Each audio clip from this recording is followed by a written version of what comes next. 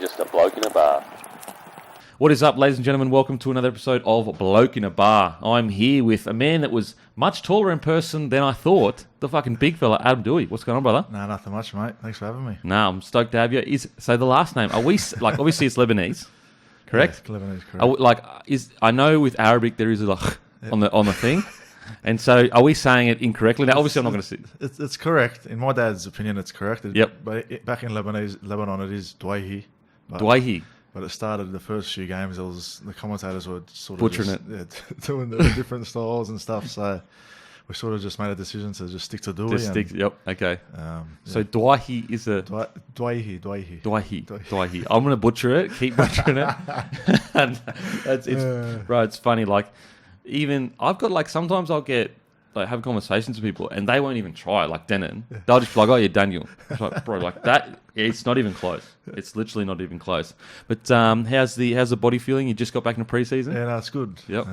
Sort of a short off season, but yeah, back at it now and sort of getting flogged like every team is in the pre-season and having them dark days. But no, it's always good fun and getting prepared for the next season. Did you guys train up until grand final? I think they did that the year before. I think they did it. Yeah, I wasn't there. I don't think that would have sting. Would have been tough this year. Who but told me? Corey Anderson, I think. Yeah. Corey Thompson I don't know. was like. I guess it's good and bad. But I guess you come back. I guess with the later, you sort of still have that break after the grand final, and but I just reckon mentally that mental stress of like the tough. season ends and then you can't just like get away. I just think that is like that would drain you. It would drain me anyway personally. Like I would just be like, bro, like I just need to go. I don't think I could do it, mate. It would just kill me. But you know, who knows? Maybe it worked in the past. Yeah. So like, what's the feeling like around the joint? You know, like obviously last year was a disappointing year, but you had like these great moments, and then there's terrible moments.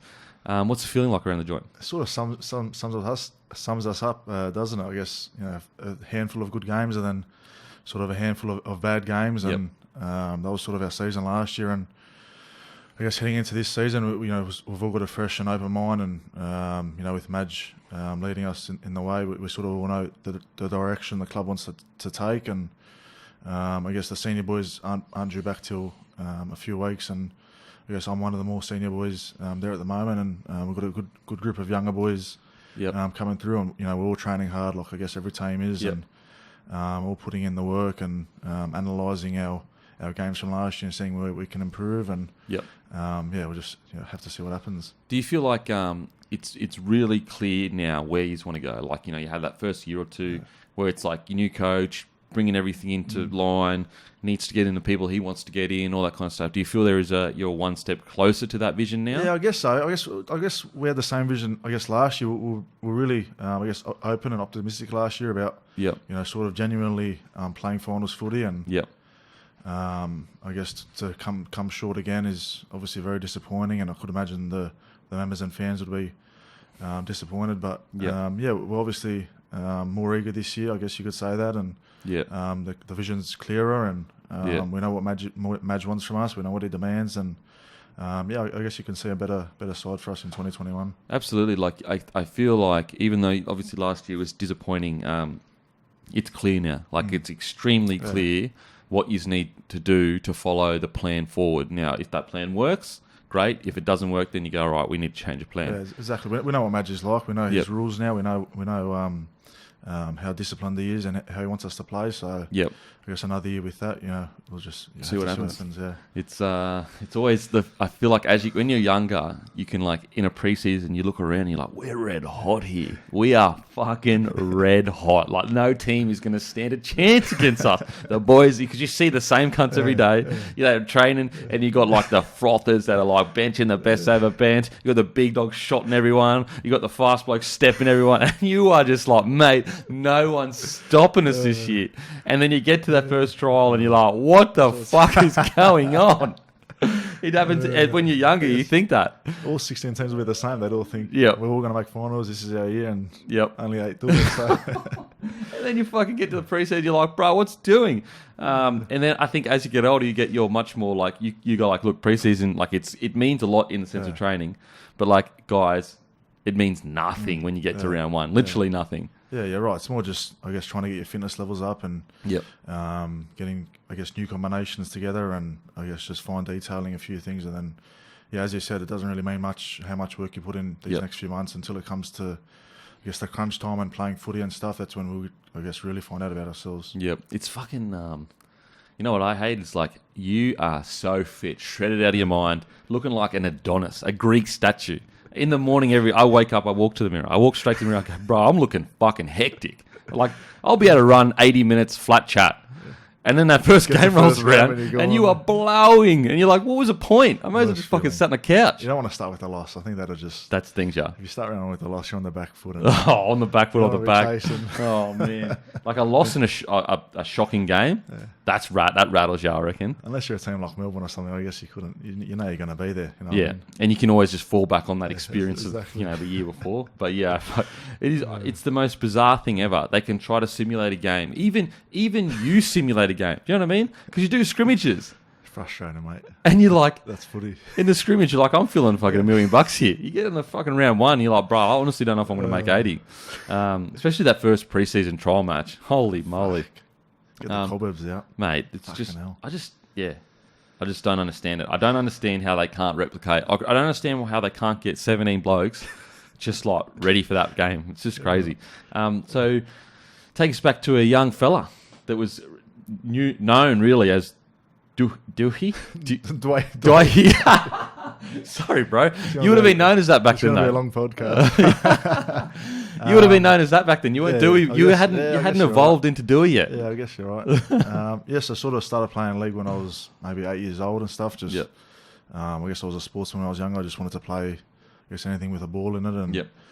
And sort of went to St. Pat's at Stratford, which is Union school. So Union boy. Yeah, Union boy. So I was playing Union in school and just league on the weekends, and sort of at St. Pat's, Union's compulsory at school, so you have to either play Union or soccer. Wow. Through the school, during winter. So so I was just sort of not forced, but I was sort of like you had to play Union, so I was just doing that to subject kind of thing. Sort of tick a box, and always looking forward to league on the Sunday and stuff, and then. So it was always passion like league. Yeah, it was always league. I was sort of Union.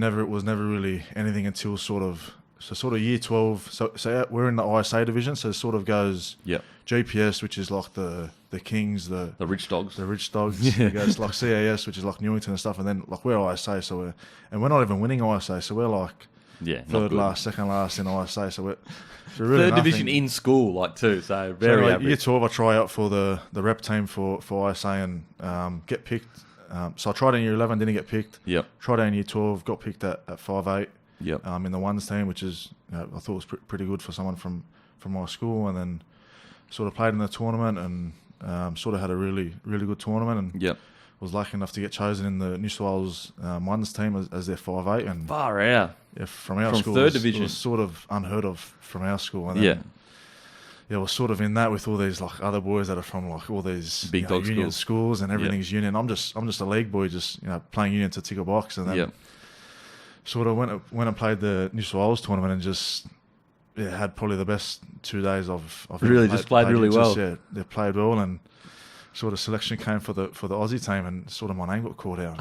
I remember looking back at my parents, and everyone was just like, "Well, like, did this just happen?" Like, I'm just sort of just the league boy playing Union, and 5'8". It's not like a random position. Like it's a key position with the throbbers in it. So got picked for that, and sort of toured New Zealand and Samoa for the Aussie School West Union, which was sort of unreal versus New Zealand and stuff. And did you just beat them? No, we lost to New Zealand. Beat their Barbarians, lost to their ones team. Were man, it's their world different sport. level. Yeah, you know what's interesting? I was listening. It's a Hello Sports podcast, and they got a question, and it was like, I wonder how, because like Union is their number one sport. Could you imagine if Union was our number one sport, and we had like Greg Inglis, Thurston, Cronk? Crazy. It'd be really interesting. Would we be better? Or I think we'd be as good. Yeah. GI, Cronk, Hodjo, fucking Lockyer, Johns.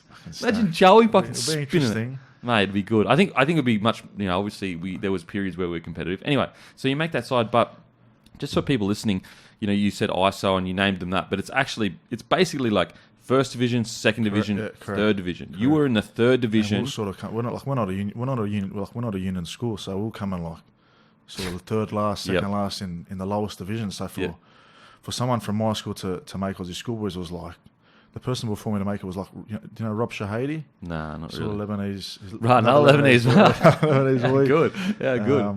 Always punching above your weight, buzz. So that was like, I think that was maybe late 90s. So Yep. like, it was unheard of for someone from my school. Like, Absolutely. So it was, sort of huge for me. And then, So at this point, like when you started making these sides, did you begin to consider yourself a union player? yeah, well, that's year 12 was the year I sort of thought, well, like Union's actually a genuine chance here. And then, Yep. so I sort of played the New South Wales tournament for Union in the first week, and then the week after was the league tournament. Yep.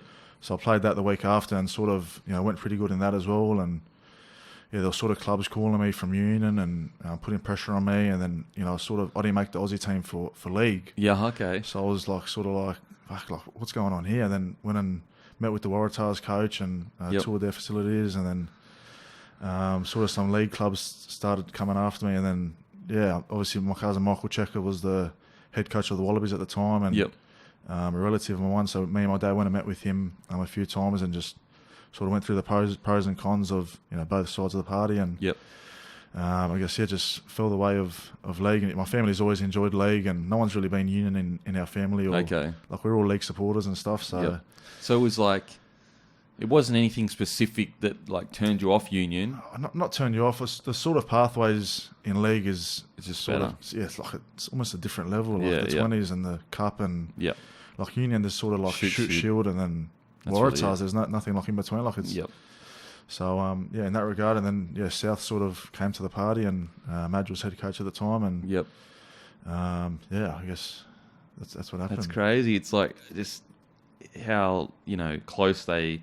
I sometimes feel with Union, and I could be wrong, but like they're doing it with this younger Suwali guy where they're chasing him real hard. But I feel like sometimes they don't chase hard enough, and they don't go like Australia. Like they don't. It's the path, like I don't like bagging or like Yeah. just the pathways. Is just it's honestly it's a no brainer. The Yeah. league Oh, it's not even pathways are close. set up. It's just it's a different level. You got like you literally you can go straight in, especially when the 20s were there, straight in, have a Rabbitohs jersey, Yeah, correct. traveling with the team. Exactly.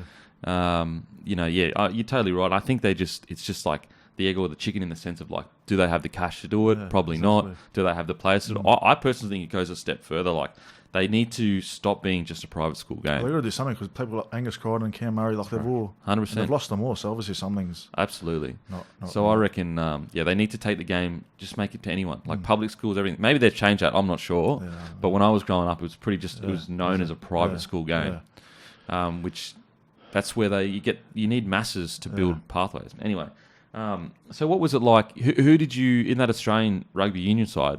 Any players that are currently in the Australian side? There's two in Australia. Hunter Paisami is a new centre that's playing, and That guy was bumping that dude. Bruh, he's a big boy, beast. runs Get him to hard. league. I know. 100%. He'd be made in league, I reckon. Very good. Lock or something. Yeah. Fucking oath. Yeah, strong boy. And Harry Wilson, one of the new flankers. Actually, they're going good. And then Yep. the other 5'8" that was with me is at the Reds, and there's a few boys that are still going good and stuff. So It's so hard because like you can tell when you're speaking that a part of you is like you do like union and you like the setup and that. It's just hard to go there because there's nothing to. You're just sitting in shoot shield. exactly. And no, you're totally right. Like when I went to union for a year, played terrible because I just didn't enjoy it, and my head was totally not there. Like just totally not there. Yeah. But you're right. Like it was shoot shield, but we were going to like these like shitty like tiny like facilities. And again, I'm not bagging them. They were great people. Exactly, yeah. Actually, I really liked rugby union people. It was very, very respectful. Like I do enjoy banter. Don't get me wrong, but it was nowhere near the banter of rugby league. Holy moly! So I love the people. But you're totally right. Like this was shoot shield, one step below. And I know Q Cup and New South Wales Cups have some like facilities that aren't as good, but like it's just bigger. You know what I mean? Like there's more teams. You can clearly see like, look, I'm right below NRL here. Exactly right. If I play well, I'll get a contract with one of the NRL sides. Whereas Union, you've got Waratahs, Reds, Rebels, Brumbies and Rebels, on this side of the country, and Rebels. Sorry, yeah. Yeah, That's like it. league, you're at the same facility as the first grade team. Like Yep. shoot shield, you're training like with just a Mate, club it's, team, and yeah, then just it's just honestly it's like right, like local footy, really. yeah. So it sucks, and I don't want to see Union die in this because I think it's when you watch international Union, it's some of the best shit ever. Nothing better. Yeah. honestly, it's literally like you can't like. I love league to death, Yeah. but no international league game comes close to an international Australia versus All Blacks. Fair point. Yeah. You know, Yeah. like just something about the spectacle. Like Australia versus New Zealand in rugby league is hectic. Like, don't get me wrong. Like, I'm frothing, but I just reckon there's this like aura around an All Blacks Wallabies right, game. Yeah, you're right. Okay, so So when I was younger, I played soccer as well. Yep. Sort of toured. is that like a Lebanese like prerequisite? You just got to play football. I guess so. Yeah, 100%. Dad probably just threw me in. He's going to be good. He's going to be good. And yeah, toured Uruguay maybe age 11 or 12. No way. Yeah, playing soccer. So you were a quality soccer player? Yeah, I was handy soccer player. Yeah. Sort of playing on gravel pitches in like Uruguay, and No way. It was a crazy tour. And then Well, who was that for? The Australian side or just just squad? the club. Yeah, just the club. And Yep. then sort of played in the academy and stuff, and sort of stopped when I was maybe 14, 15. Yep. And yeah, played cricket at school as well. So we had to play a winter sport and a summer sport. And cricket, Oh, okay. Yep. cricket was a summer sport, and then got picked in the sort of tour for the cricket side as well in like year 10, and went and sort of watched the Ashes at Lords and played in England and Ireland. So what side was that? The Australian side, cricket side? No, that was just for my school. So Okay, yep. So school, we did a tour to England, and Yep. it was actually pretty unreal. We watched the Yep. Ashes at Lords and stuff. So it was crazy. And then sort of came the decision to pick Union or League and feel the way of League. And That's crazy. Yeah. Do you think you could ever see yourself as a soccer player? oh, I'd love to. Yeah, I love soccer. I'm diehard Liverpool supporter. Liverpool, and fucking dog, bro. I'm Manchester United, baby. Nah, Man my United. brothers, You know what? I talk about banner. We're getting some heated exchanges. Oh, It's really? just like, chaos. my brother, we growing up, he loved Liverpool. I loved Man United. And yeah, that was fucking this is when they were at the peak rivalry. Yeah. I'm not sure about now because I don't watch anymore. But growing up, like, it was peak rivalry, and Liverpool was like one of the best sides in the comp at the time. This is when Beckham was coming through, all those guys. So old. Because I toured England as well. We played Man United under 16s. Wow. We played Scotland under 16 national side. We played Leeds United under 16s. Yeah, it was crazy. That was with the Queensland squad. Yeah, soccer's up there with league. Like, Love it. I love soccer. Mate, it's just like, it's such a world game, you know, and it's just so epic. And I think a lot of people, I'm not into it now because I'm so used to league, but once you understand the nuances of it, and it's just it's a beautiful game, honestly it is.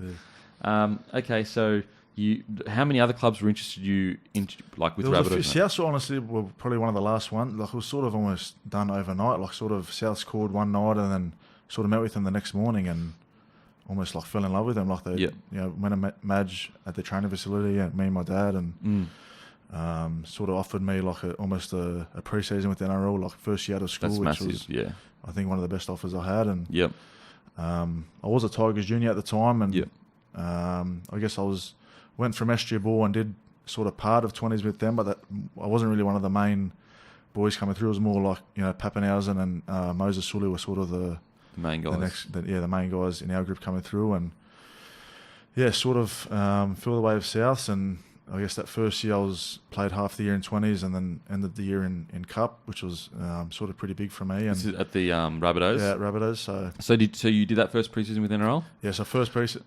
Mate, tell me, what was the first moment where it rattled you? Fuck, so I was being a union, we don't get flogged like at school or anything. Like, I'm just out of school, and I remember rocking off day one, and I'm about to do a fitness drill, and I got Sam Burgess to the left of me, and Robbie Farrell was there at the time, and he was to the right of me, and we've done this first drill, and I'm sort of maybe 20, 30 metres behind the whole pack, and halfway through the session, my back's going, and my legs I'm going, man, I couldn't even finish the session. And then worst thing ever for a young boy. I was 80 kilos ringing wet. I'd never lifted a weight in my life, and I'd never done a fitness. Like, I was sort of straight out of school, and sort of big wake up call for me. Like, training, like, I'm first grade now. Like, I'm training with first grade. I'm playing 20s, but I'm like training with the big boys now. And it just I couldn't keep up with them, to be honest. I wasn't at that level, and then sort of did the preseason with NRL. Was there any wrestling sessions where you just got absolutely pumped? Especially Madge's wrestling sessions. Because you not only you've gone to an NRL squad, you've gone to a notorious, probably the hardest training coach in the comp. His wrestle sessions back when that was 2017, and it was just sort of an hour no drinks, no breaks, just literally off the back fence. Players just flying at each other. I'm just just looking around like, what's going on? What have I done? What's going on here? It was just crazy. And you're like, you don't sign up for this. I just want to play 20s with my mates. And have a good time, 100%. And the worst thing is like, once you're just like so shocked by it all as a kid. You're shocked by the aggressive nature of everyone. You're shocked at the excellence and the like competitiveness. You don't understand. You just don't get it. People outside looking in, and again, like they're not going to get it because they haven't been there. But it's like pretty much kill or be killed when you're especially when you're wrestling. Especially with like the likes of like Sam there and Sato and GI and like these blokes getting into you and stuff. It makes you like wake up to yourself and think you got to change something. You got to start putting in extras and start fixing yourself up. So any hectic GI stories? We've just seen him go absolutely ballistic. He ran over me a few times at training and stuff. Like he just the stuff he'd do at training and with such ease was just I was mind blown. Like being on the field, like his natural ability is. He's just on another level. The craziest I've seen. Yeah, he's just on another level. Like I've said that his highlights package is probably, I reckon, one of the best There's nothing like it, that's for sure. Like there's no. Like maybe Mal Meninga when he was coming through, but like GI's highlight package, like bro, he's just a absolute another level freak. Yeah. Okay, so was there any advice any of you like when you were a bit rattled and that? Was there any advice some of the older guys gave you? Or not really. You just kind of not really. I was a sort of a kid that didn't really talk much. I'd like keep to myself a lot. If I was injured or if I was like scared of something, I wouldn't really tell anyone. I'm a kid that keeps to myself a lot and was not really open, not out there. So I was just going along. Everything's fine. I'm not talking to anyone. Like, it's all good, mate. You sound exactly like me. I was the same. Like I just like didn't talk. And just like if I was rattled or whatever, I was just like, all right, I'm fucking here anyway. Exactly. Just got to keep going. Yeah, I know. And then so played. Oh, did 20s. You do an army camp that first year? I still haven't done any one. No army way. Camp ever. So I've done 4 or 5 pre-seasons now, and I've missed every army camp. Wow. Okay. I'm not going to say anything about that, bro. You don't want to do one. Holy shit. I was due to do one when Wayne was there. So last year, I was about to sign with Tigers, and they were sort of going on the army camp, like for 3 days before I was about to sign. Just delay. Wayne called me. He goes, "No, you don't have to come." I'm like, I was cheering. I'm like, yes, how good is this? Mate, that is cheering. That is cheering. So growing up, you're a West Tigers fan? Yeah, correct. So you would have been, the Benji Marshall era would have been your era? Farah, yeah. So that was my era. And any memories of a young kid like watching the boys in that? The 05 grand final, I was still young, but I remember being a Tigers fan at the time, and that was crazy. And obviously Benji and Robbie are the two that stand out for me personally, and obviously Robbie being Lebanese and Benji being the 5'8", there was 2 players that have stood out for me, and they've had some good careers them too. Oh, bloody oath. So did all your families go for the Tigers? No, so my family's all Dragon supporters. Dragons? My parents Dragons, older brothers Dragons. Holy shit. Younger brother just fucking follows a different team every year. So. Oh, really? Bandwagon? One of them ones. No, well, you know what? You got to do what you got to do. You got to do what you got to do, bros. Okay, so when you got your call up to Q Cup you would have been like 18? Yeah. Was that like shocking at all? Yeah, it was. Like, so we were sort of going good. We were going good as a 20s team, and then sort of Madge just called me one over and just said, "You want to play Cup this week?" And I didn't know what Cup was. Like, I thought it's like, whatever. Like, I thought it was just be a one-off. They just needed numbers or something. And, I remember like I was like in 2017 when I was playing this. Like, I was just a skinny, just like tall, rangy, like just no muscle mass. No muscle. No. And our first game for Cup was against the Warriors, and that Bunty Afol was the back row up against me, like just this big Polynesian boy, and he's running over me and stuff. And then so from that game, they just sort of kept me up in Cup. And when you were playing 6 then? Yeah, I was playing 6 then. Still obviously younger than everyone around me and stuff, and sort of made me man up a bit, I reckon, playing Cup. It's obviously more aggressive, and you've obviously more men and more first graders than 20s and stuff. So and you can't half-ass an effort. No, like in 20s, I feel like sometimes you can go, there's a run, there's a run. Yeah, whereas like Q Cup, they're coming to hurt you. Yeah. Played that for the rest of that year, and then finished in Cup, and then end of 2017 was the World Cup which was here in Australia for Lebanon, and Freddie was our coach for that, and I guess that sort of almost kicked off my first grade career. So I never really played a different position ever in my juniors. I was always a 5'8", and then sort of Freddie pulled me aside one day and just said, I'm thinking of playing your centre. And I just, like, it's Freddie talking to me, like, I'm just going, whatever you whatever want. you think, that's what I'm doing. Yep. So, and then, so I was 18th man for the first game, which was against France, and it was our only hope of sort of winning a game was against France. And warming up, and then one of our players gets injured in the warm-up.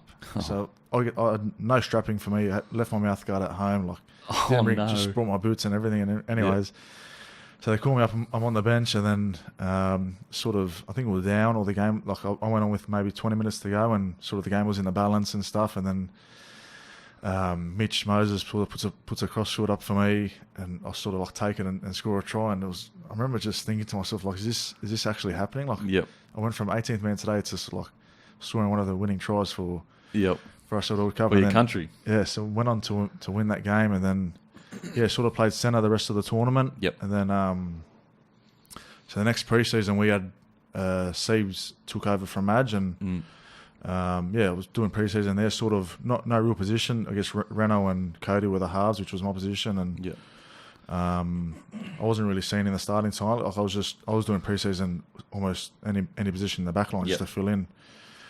And then it was, I think, 19th or 20th man round one. We went and played in Perth, and Renault got injured round one, and I sort of started hearing rumours that I was a chance to play halfback round two, and sort of just brushed past. You didn't really think your debut's coming, and just brushed past him. And then Siebes called me into his office sort of that Tuesday morning, the first day back, and he said, "You're in this week," and it's giving me goosebumps. It's the craziest feeling.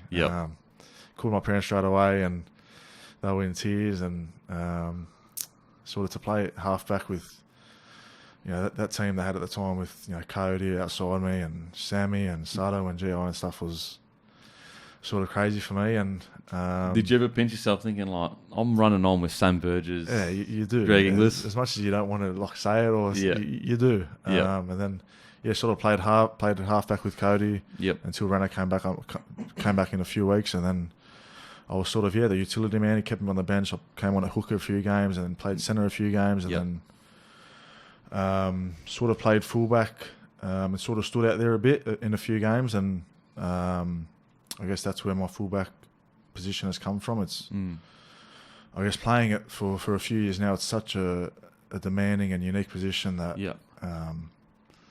it's pretty crazy actually. It's just like it's changed so much. Like you have to be everything pretty much. You have to be like top tier ball runner, top tier ball player, top tier reader of the game, top tier you know what I mean? Like it's probably the most complicated.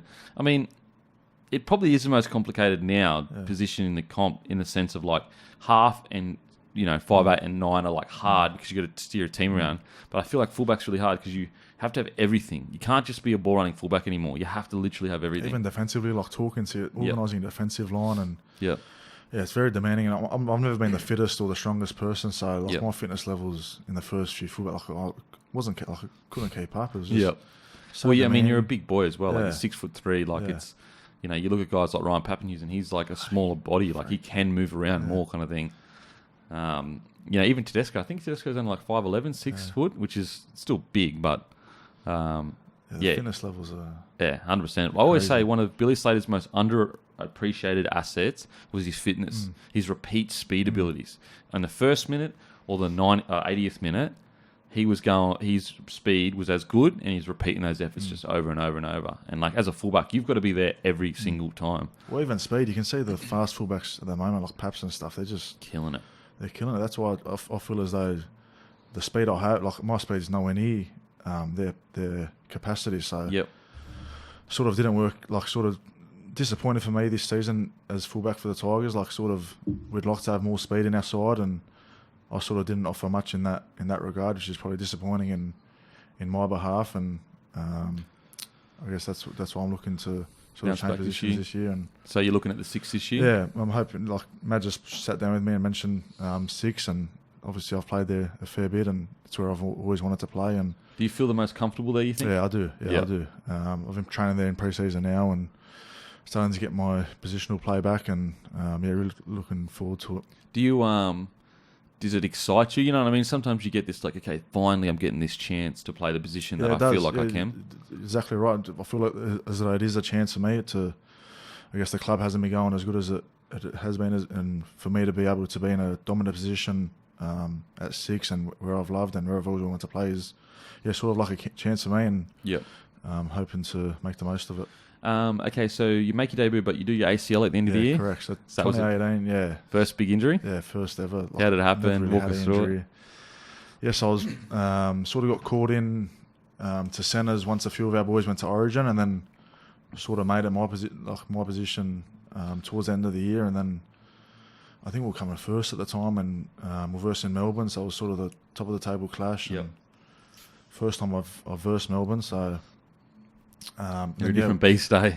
Different beast, all right. And then sort of score a try in the game for the first sort of big try, and then it was just running, and had the ball on last, kicked it straight to Slater, and then he sort of just ran past me, and I've sort of just gone to step off my left, and the pain I was in was crazy.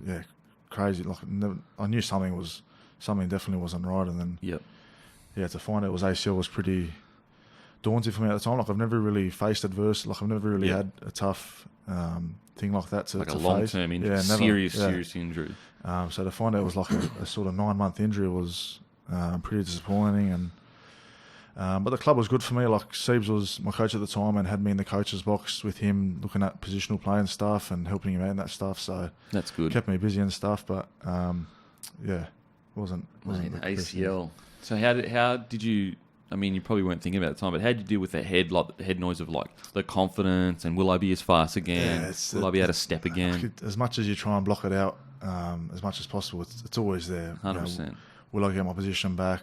Will I ever be, as you said, as strong, as fast, as skillful as I was? Am I going to lose everything? Like 9 months is a long time to sit out from anything. So, 100%.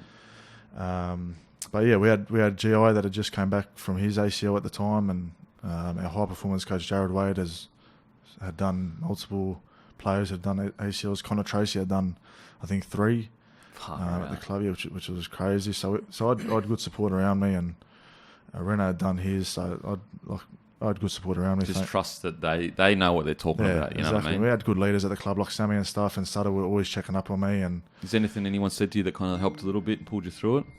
Not off the top of my head. I don't know. Everyone sort of plays their part. I don't like to single out anyone individually, but everyone plays their part, man. I was close with Cody and Reno because they were in my position, so that they sort of brought me into all their meetings with their coaches and all their positional play and stuff. So they were always checking up on me and keeping me in their drills and stuff, which is I'll always be thankful helps. for.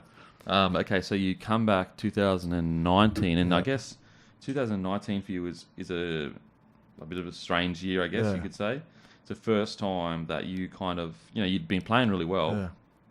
Yeah. You came back round 12, and then obviously Latrell gets signed. Were they speaking to you before Latrell got signed, as if to say? So as I was coming back, obviously Wayne had taken over, and I'd never dealt with Wayne. Wayne had never dealt with me, and I'm just coming back from ACL. So once again, I'm thinking like, is my position vacant? Is like what's going on here? But I guess luckily it was timed as I was coming back that the boys were going out for Origin, so there was spots available in the first grade side. And I guess for me, I was probably disappointed in my first game back against it was a tough game against Para. I probably would have liked to have come back through reserve grade, but there was no games on at the time, and so I sort of came back and was average in my first game back. I played centre, and Wayne was sort of nice to me and respectful to me to keep me in the team, and found my way at fullback towards the end of the year, and sort of made it my position, and sort of had a really good final series, I thought, personally for me in 2019, and then thought I was sort of the fullback going into. So I was the fullback going into the preseason. Yeah, well, it's tough because you hit that form, and you're starting to think, okay, I'm here now, and then fucking big superstar. You can't compare. And then I was sort of hearing rumours about Latrell signing, and you just brush it aside. He's not going to take my position, and then sort of the more the rumours started coming, and the more I sort of like try to work out positionally wise who was at the club and which positions were sort of free. There was no real positions. Like I was sort of the odd position out, and Yep. wanted to play fullback. And then it was just one day Wayne pulled me into his office and just straight up just said to me that they're leaning towards they've signed Latrell and they're going to play him fullback, and I was basically the odd man out, and Yep. he couldn't promise me a starting spot or a bench spot in the following year. And he basically just said to me, he said, mate, I like you as a player. You're obviously I wasn't at the level Latrell's at, and Yep. I understood that. And he said, mate, if I was you, I'd probably go somewhere else, and I want to see you playing first grade footy, but I can't fit you in here. Yep. Which was obviously a shock to me at the time. And Yep. It stings. I'd never looked away from South. I'd never want to look. Yep. I like to think I'm a loyal kid, and never looked at leaving South. Tigers is always in the back of your head because it's my junior club, and I've grown up supporting them. But when he told me that, I was sort of rattles you because in your head you're like, I'm loyal. This is where I love this place. I want to stay here. Yeah, exactly. And you're basically getting told even though it helps that he's being honest with you and could have kept you there or whatever, it still stings because you're like, hang on a sec, I'm being loyal here. I want to stay. Yeah, exactly. And that's why I always thank Wayne for being. He could have just dragged me on and played me in a handful of games and sort of not played me. And that's why for him to tell me, for a man to man to set the facts straight and early, and to hear it from him was something I'm always thankful for. And he said, there's no rush. You can stay. If you get other offers, no need to rush. Just take your time, make your decision, make sure it's the right thing for you. So he was great in that perspective. And then just for people listening, timing of being told helps so much because if he could have, as you said, he could have told you 12 months later and played you in a few games, like exactly. you said, you might play a few games here and there, but then markets dry up, exactly right. There's no spots left. Whereas if you've got 12 months to find a good deal, like he said, that means the world. It means heaps. So then, so that was sort of end of 2019, and then sort of started looking around at other places, and I guess the main two were Tigers and Roosters. And Roosters? Yeah, Roosters. So far out. I didn't know that. Well, my cousin, so Checker was in the Roosters, so he was assistant coach with them this year. Oh, okay. That's where that chat started, and then unfortunately they had that Billy Smith go down with his ACL in pre-season. And they sort of came to the table and said, look, we can offer you sort of a centre spot to come this year. We've just had an injury. What do you think? I'm thinking, fucking Roosters are after me. That's hectic. This is big for me. And then Madge was at Tigers, and I'd obviously dealt with Madge.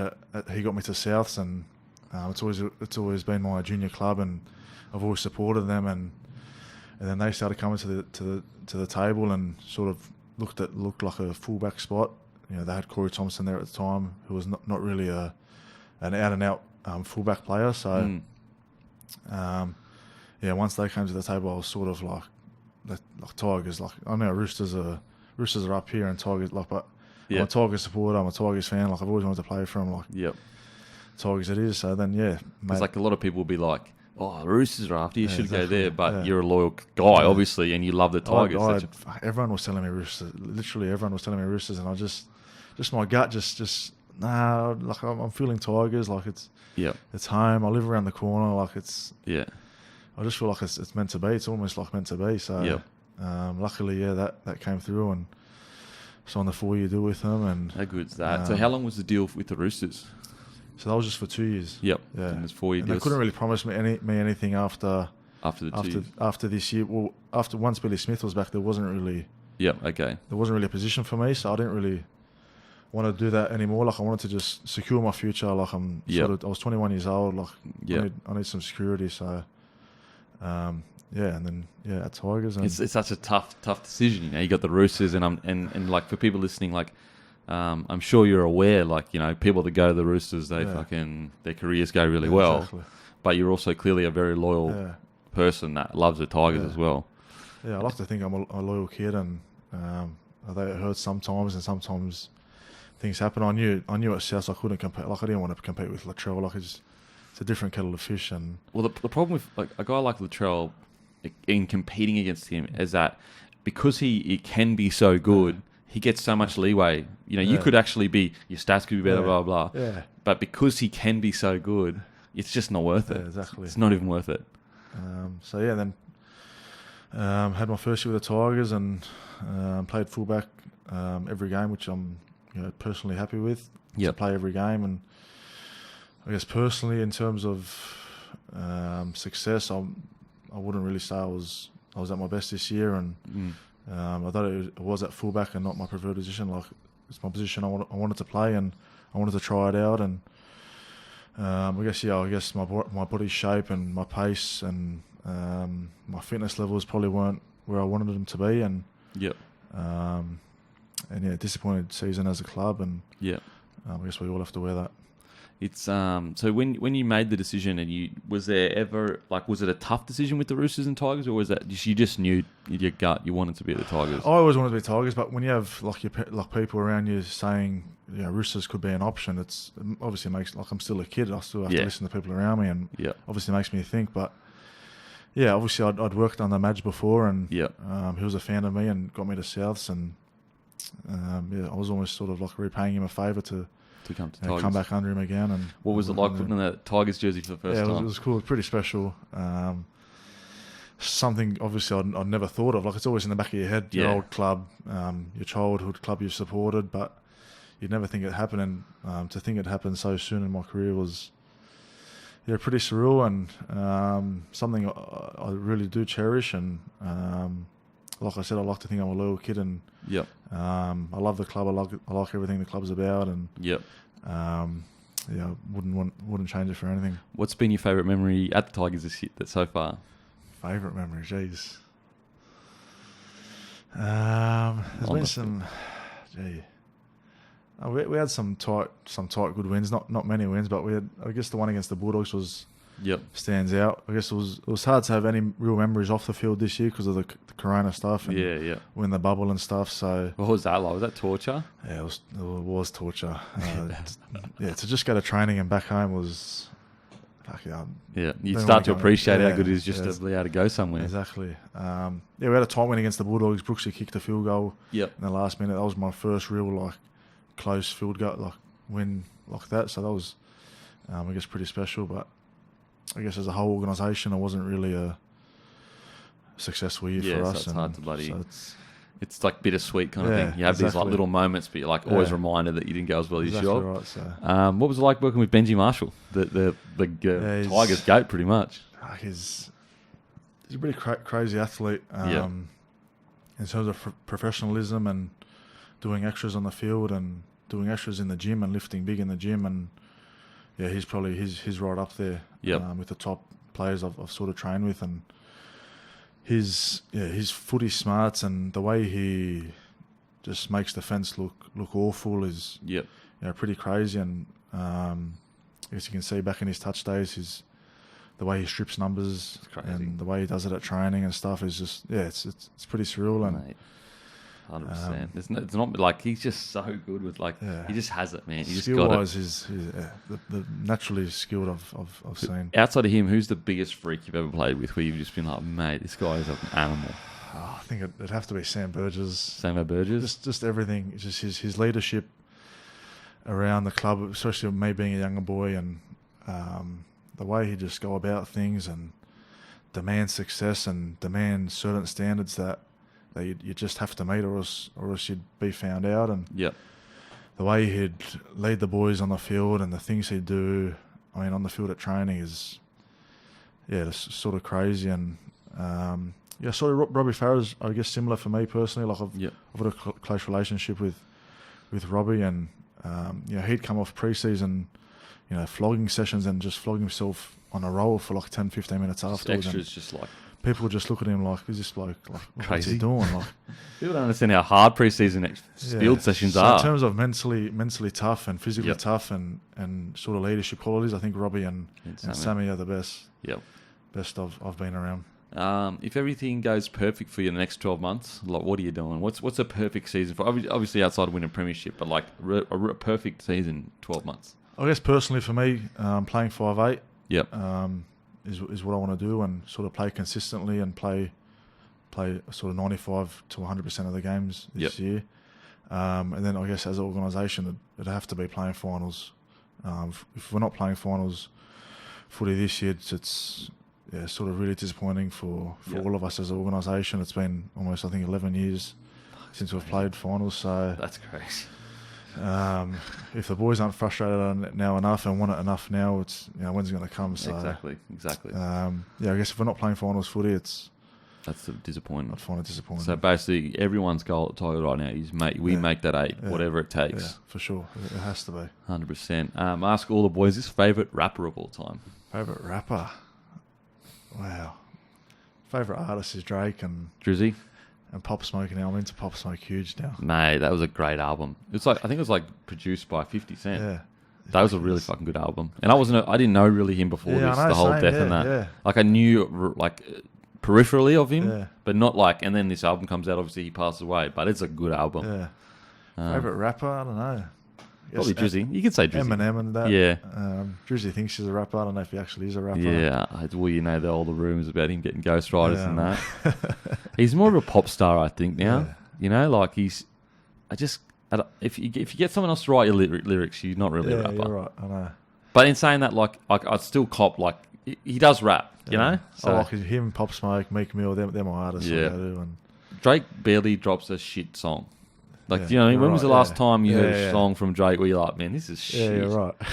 He always drops bangers. But I'm an Eminem guy. Eminem's the goat for me. Eminem. Like, bomb Nice. straight out, 100%. Favorite movie of all time? Favorite movie of all time? Wow. I don't know. I'm not really a big movie or TV person. Do you read books or nah? No, nothing. No, nothing. Play PlayStation. Okay, play what's FIFA. your favourite game of all time then? FIFA. FIFA? Yeah. I'm the FIFA king. You're the FIFA king, you reckon? Nah. Fucking hell. So are you the king of the Tiger side or what? No, I like my FIFA. Who's the king of the Tiger side? I'm the king of the time. So you reckon you'd go toe-to-toe with any NRL I'll player? match with anyone. Yes, I love it.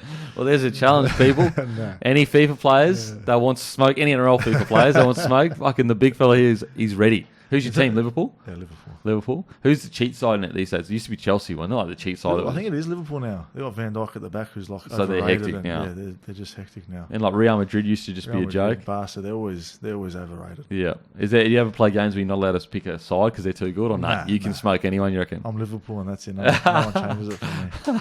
I love it, bro. All right, thank you so much for coming on, bro. I appreciate it. And good luck for 2021. No worries. Thanks for having me, bro. Boom. Just a bloke in a bar.